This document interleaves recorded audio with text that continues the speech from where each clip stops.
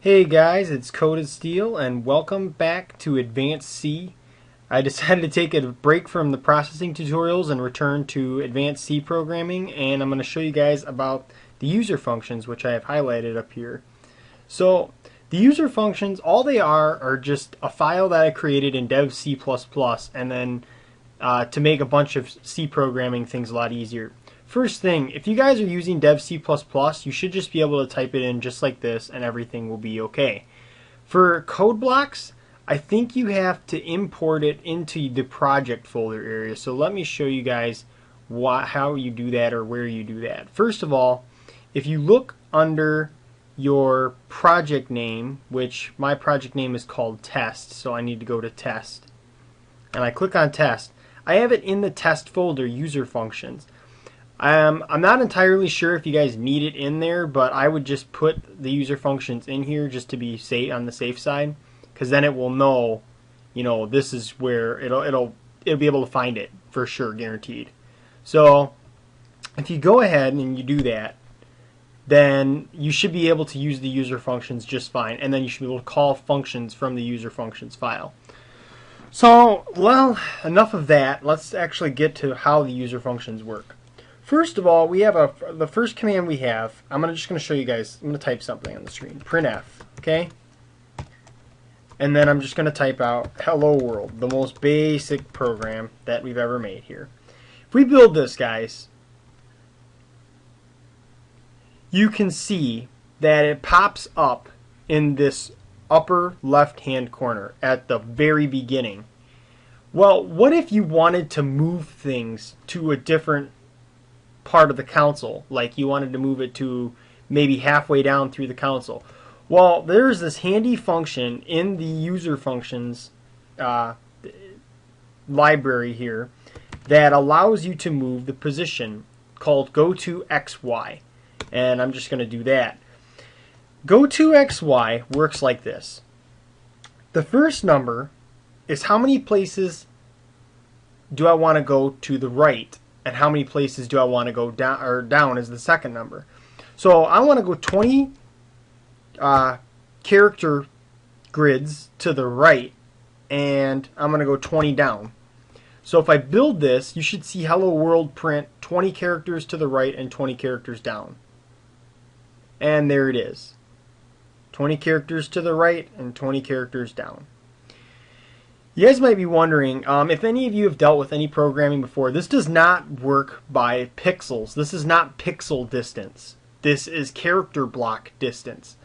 So it actually ends up being, I don't know how many pixels are in a character block, but it's that many pixels you're shifting by. It's actually probably quite a lot. So don't get confused by thinking this is pixel distance. This is character block distance. Pixel distance is something else where you're moving. It would probably be, if it was pixel distance, just a rough guess, it'd probably be like somewhere right around here or something. But this is character block distance, so it's a lot further away from the origin. You guys can play around with this number all you want here. You can make it to where it's just one unit from the origin there. And as you can see, it's one to the right and one down.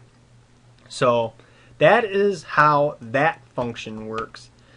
The next function I want to show you guys is how to change the color of your text in the window. So we've done that. We can do that by just right-clicking on this block here and changing the properties and whatever else. But what if we want multiple colors in the block? We can only choose one color that way. I can do this. I have the function called change color right here. And different colors you can change it to. There's a multitude of them. And the easiest way to figure out which colors you can pick would probably be to open the user functions file up and go to the top. And up here you see all these things that are called # defines. We haven't explained those yet. I probably should explain those. I could explain those right now, I guess. Okay, so how the define function, or how the define thing works here. If you wanted to define a variable, or any type of constant that you might be using throughout the remainder of a code or program or something like that, you can type this # define what the variable name is that you want to call it, because this is basically your variable name here. And then you put another space and you say what you want it to be equal to. Now you could make it equal to a characters, you could make it equal to strings, you could make it equal to anything. This is, I just make it all equal to numbers here because that's how the change color function works. It's going to take in a numerical value and change the colors based on that.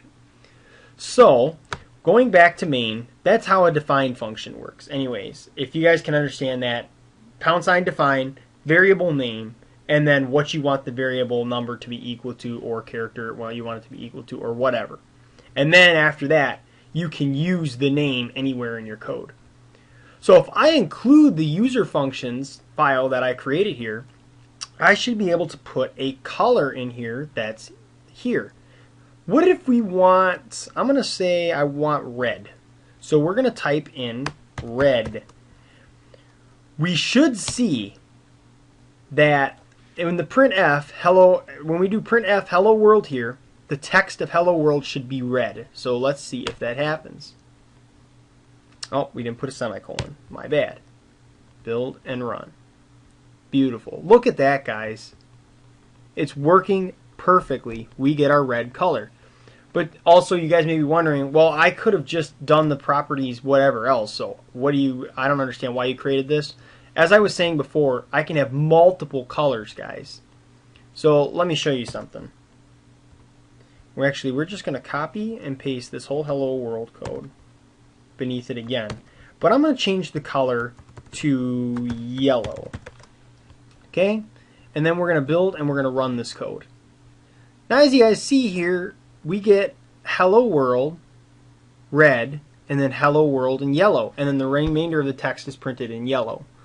So it may be hard to see that first hello world, guys. Let me actually add in one of our little forwards or \ns here. And there we go. Hello world should be a little more visible. And then, I've got tons of other colors in here. I'm not going to go through all of them. So like I said, you guys can read this on your own time and you can play with them and see how they work. But maybe I'll show you guys one more color, brown. So we'll do brown. And we'll build and run that with brown. So now we got everything in brown. So anyways, that's how the change color function works. Another function I want to show you guys is called the draw border function. So this function was created to create like a fancy, if you guys wanted to create like a fancy border around some parameters that are going to constantly remain on the screen. So let's say you got draw border, and draw border is both the draw and the border are capitalized, guys, just so you know that. And I want to do a border that's 5 by 5 character blocks by 5 character blocks here. And I'm going to build and I'm going to run that. And it's conflicting type definition for hang on a second. And how embarrassing, guys, I forgot that draw border is a 4 parameter input and not a 2 parameter input. So gosh, I created this function. I don't even remember what it does or how it works. Okay, but anyways, the first 2 are your character block coordinates. So I'm going to type in 1, 1, and then I'm going to type in 5, 5. Something else I need to mention. Because code blocks works the way it does, and it prints that execute, blah, blah, blah, time, whatever else, we need to put in a \n here. The reason we do that is I'll show you guys here. Oh, didn't put the other. There we go. Now build and run. If we didn't put this \n where we put it, it actually chops off the bottom of the border. So we don't want that happening. So I had to put the \n. This only happens in code blocks. If you do this in Dev C++, this will not occur. So you guys don't need to worry about it if you're using Dev C++ still. But if you're using code blocks, remember you got to put a \n, otherwise it chops the border off. So I can show you guys what I mean. I will show you, and we'll build it and we'll run this, and there you go, guys. It chops the bottom of my border off. So to stop that, we just put this in. Another thing I want to show you you cannot have a 1x1 border. The smallest you can have is 2x2, and the reason for that is because if I put in 1x1, look guys, it basically chops off stuff. It has just one little part. So the smallest you can have for a border is 2x2. It's just the way it works, because you need, basically the way it works is, the function works is it draws two, it has a right, top left corner, top right corner, bottom right corner, bottom left corner. So that's where that stuff comes from. So you guys can use this to create any border size you want. I'll show you a 20x20, and in this little area you could use the go-to function to type text in here and make it all nice and neat, and then when you do a console refresh, it'll stay, and it'll update your variable numbers or whatever else based on what's going on in the window or whatever. So anyways, that is the draw border function. We have one more function that I'm gonna discuss, and then there's a few other functions in here that I think exist in the math library, but I just created them just for the heck of it. It's called POW and POWF. There is a power function, I know that for a fact, in a math library somewhere. I created my own, and there is a POWF for multiplying floating point numbers, or squaring floating point numbers, or whatever. So I have those. The last thing I want to discuss, though, is the extract function. What does extract do? I have this for one reason and one reason only. If I wanted to go ahead or I'll show you guys. I'm going to set a number equal to 4, 5, 6, 7, 8, 9. Okay? I have this because of ease of typing in one numbers. The way the scanf function works, guys, you type in something and you hit enter. Well, what if I don't want to continuously hit one number, or hit enter and hit enter, hit enter, or whatever else? I created this for basically so you can insert a whole bunch of numbers at once, hit enter, and it'll basically piece them apart one by one by one. Let me show you what I mean by that, because that's not very descriptive. First thing we do here is we type in the number. Then we type in the number of digits that the number has. So it has 6 digits. And then we have to put an array to store the information in. So I'm just going to call mine int AR because I'm very plain and boring. And it's going to have 6 slots in it because I have 6 numbers. We're going to pick this apart piece by piece, guys. That's how this function is going to work, how we're going to do this. And then we just pass the array to this function. And it does the rest. Now the array will have all of these numbers stored in there piece by piece.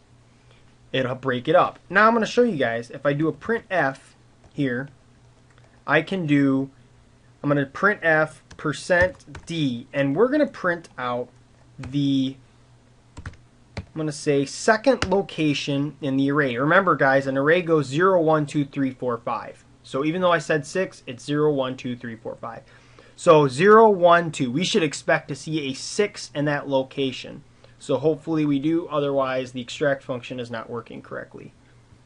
And we have our 6, guys, right there. So if I typed in 5, we better see 9. And we do, guys. So the extract function, as I can tell you, I designed it just so you can take a multiple number input. Say you wanted to input 5 numbers at one time, like a PIN code for something or whatever. You can take those numbers apart with the extract function and analyze them individually. Codes where this might come in handy, I don't know. I can't think of any off the top of my head. I've used this code, the extract function, one time. We probably will come across a program where we use it at one point, just so I can show you guys that it's actually a useful function. So anyways, guys, that is the user function libraries. I am working on a draw grid function. I won't have that up for a while probably because there's a little bit of intricacies into that one. But basically you could use that for Battleship or whatever else if you wanted to at some point. So anyways, that's all I have for you guys for this tutorial. If you have any suggestions for functions that should be added to the user functions header file, or not a header file, sorry, include directory, let me know or post a comment below. And anyways, I hope this helps you guys out and at least understand what these functions do, and we will be using them in the future. So I will see you guys in the next tutorial. Please subscribe to my channel and like below.